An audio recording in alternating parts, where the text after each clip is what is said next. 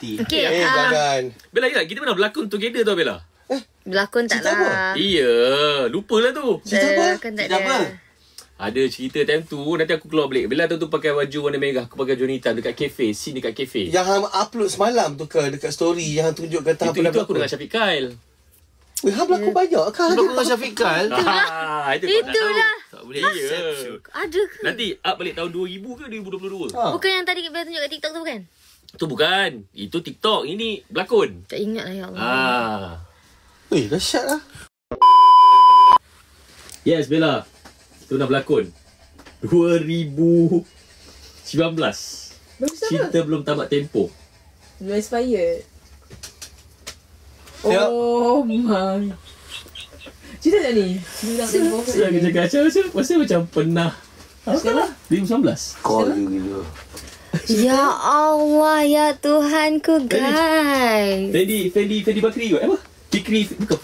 Fendi Bakri kot. Cerita tak tempoh Oh ni. ni, for this one. Bukan. Fendi Bakri. Oh ni. Ya Allah, ya tak 2019. Kan? Betul lah. Radin. Ya, korang nak tengok ke? Nak tengok tak? Dia cakap aku macam pernah berlakon dengan Bella ni. Ya Allah. Saya tak ingat. Scene dekat kafe. Ada tak ada pula kat sini. Radin. Radin. Dia ni. Tadi kena yang ada Radin lah. Siapa tengok? Ni Radin? Kejap ya. Cuba cepatkan yang ada Radin. Tak tu ni. Radin. Episode berapa? Tak ingat lah baju merah ni. ingat. Baju merah ni episod... tak ingat lah. Tu Radin. Bukan? Tak ada. Itu. Yang baju-baju merah ke tak ada. Nak tengok. Repost lah Bella. Aduh. Ha. Ya Allah. Masak sambal udang petai. Saya itu masak. Radin. 6 years ago. Oh my god. Sekejap kita nak tengok. Takut. Ya Allah, tak. Saya tembang sikit, saya tak.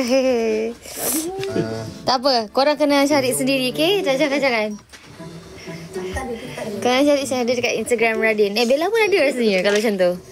Tapi dia macam bukan collect post. Tak ada, tak apa, nanti saya cari.